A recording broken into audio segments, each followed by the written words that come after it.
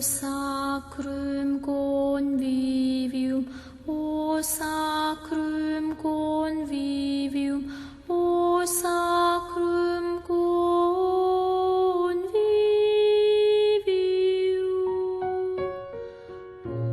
Uno de los relatos que más versiones tiene en los evangelios es la conocida multiplicación de los panes. Tenemos 6 relatos de multiplicación de los panes. 2 en Mateo, 2 en Marcos, 1 en Lucas y 1 en Juan. Esta replicación de relatos en Mateo y Marcos ha hecho que muchas veces se hable de segunda multiplicación de los panes, que ciertamente tiene elementos que son distintos a la primera multiplicación, que vendría a ser el relato base, el relato común a los 4 evangelios. Relato común, pero que presenta ciertas diferencias entre cada uno de los narradores, sobre todo en la versión joánica. En el capítulo 6 del Evangelio según San Juan nos encontramos con una versión que difiere en bastantes detalles y al mismo tiempo es la más extendida, porque después de el hecho en sí de la multiplicación viene el discurso del pan de vida, con esta forma de narrar que tiene Juan, que después de cada uno de los signos, de esos 7 signos o señales que va realizando Jesús, viene un discurso catequístico. Pero yo quisiera hoy detenerme en el comienzo del relato de la multiplicación en el capítulo 6 de Juan, porque hay 3 cosas que me llaman poderosamente la atención. En el versículo 5 se dice que al levantar los ojos Jesús vio que una gran multitud acudía a él. Al levantar los ojos. Esto es lo primero que me llama la atención. ¿Cuántas veces nosotros tenemos delante nuestro una realidad que no descubrimos? Porque no levantamos los ojos, a veces ni siquiera los abrimos. Por eso cuando algunas personas dicen, pero esto es nuevo, no. El que ha estudiado un poco de historia se da cuenta que no es nuevo, que siempre existió. Hay cosas que están desde que el mundo es mundo, pero no siempre son visibilizadas. Por ejemplo, la violencia. Cuando uno mira un paisaje en el campo, dice, ¡ay, cuánta paz! Sin embargo, hay una lucha de un montón de especies que se comen unas a otras, que viven unas a costa de la muerte de otras, pero eso no lo visibilizamos. Necesitaríamos de un microscopio, por ejemplo, para acercarnos, ¿no?, a algunas realidades y descubrir cómo se da esa situación. Está delante de nuestros ojos, pero no somos capaces de verlo.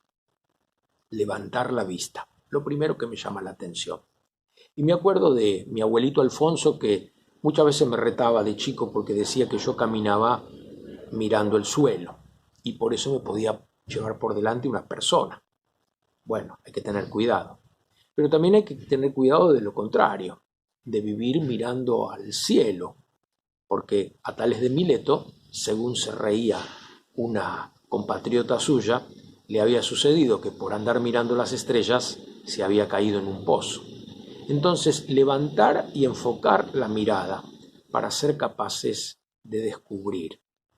Si el samaritano hubiera andado sobre su montura leyendo un rollo de un libro sagrado o contando monedas, no hubiera descubierto al herido al borde del camino. Para verlo tenía que estar con libertad para enfocar la mirada. Por eso esto es lo primero que me llama la atención y que espero lograr tener, capacidad para ver lo que se pone delante mío. Y ni bien Jesús ve a la multitud, cosa que en los sinópticos más bien son los discípulos los que al ver a la multitud acuden a Jesús para decirle, despídelas para que busquen de comer en algún poblado.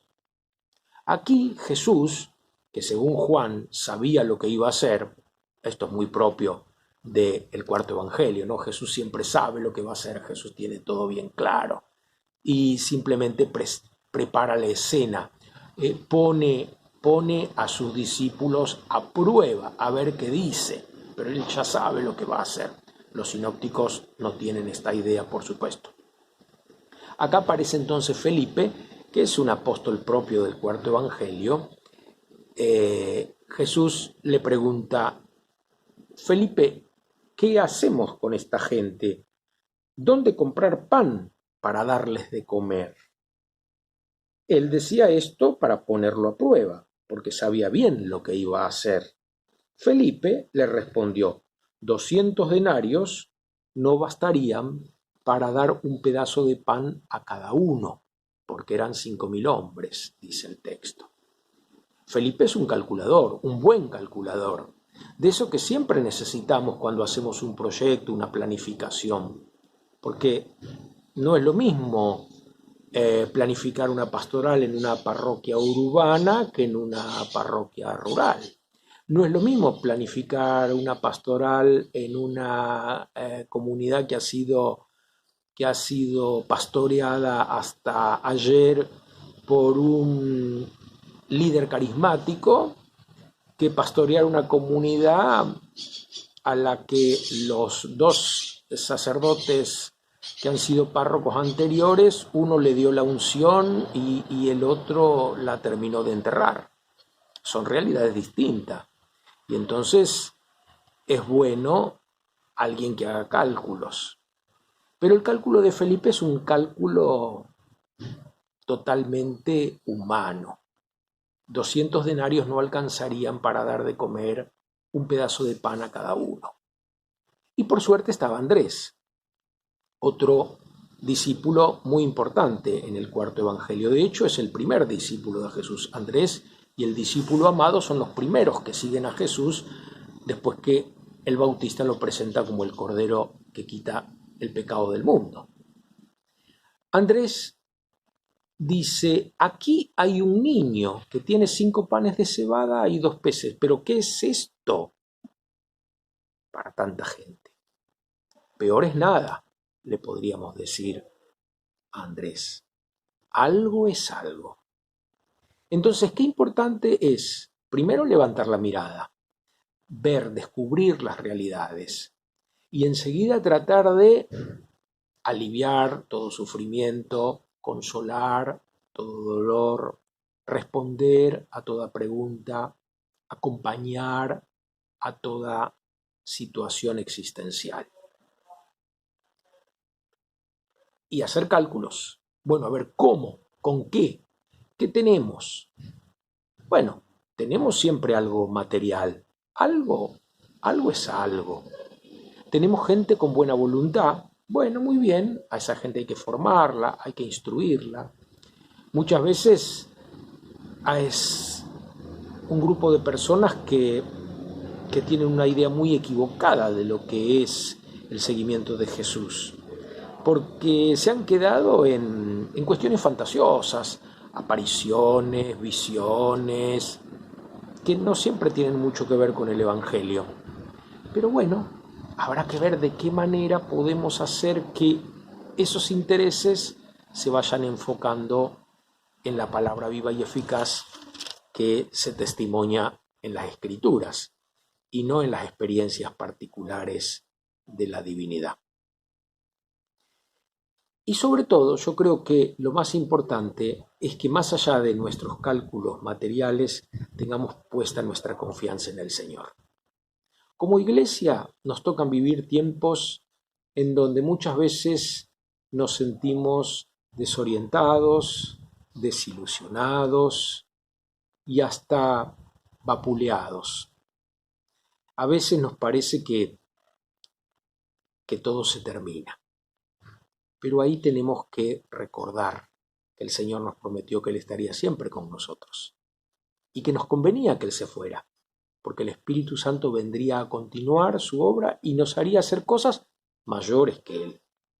Por eso mi invitación hoy sería a levantar y enfocar la mirada, a llenarnos de deseos de ayudar a los demás y después de hacer buenos cálculos, porque siempre, siempre, en toda situación hay que encontrar algo positivo.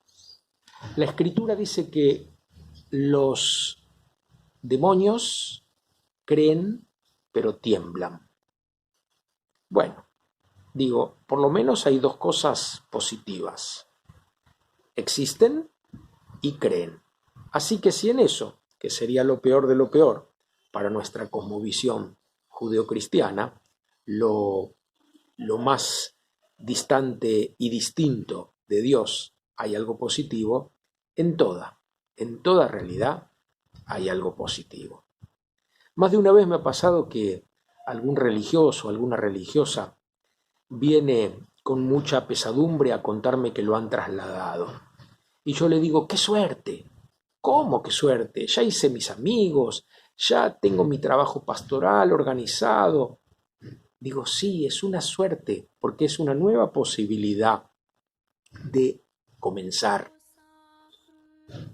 aprovechando las experiencias pasadas, lanzarse a lo que vendrá. El problema es el que tenemos muchos de nosotros, que tenemos que permanecer siempre en el mismo lugar. Y a veces no es fácil, porque quien más, quien menos, todos cometemos errores. Y seguir en el mismo lugar, después de cometer tantos errores, es una tarea que requiere una gracia muy especial. Por eso, tanto la perseverancia como la innovación son momentos en donde sin la gracia de Dios la cosa se hace bien difícil. Pero la gracia de Dios es mucho más que 2 panes, que 5 panes y 2 peces. La gracia de Dios es capaz de mover montañas y de sacar hijos de Abraham de las mismas piedras. Por eso confiemos plenamente en la gracia de Dios para que el Señor multiplique en nosotros sus bienes para beneficio de muchísimas, muchísimas personas.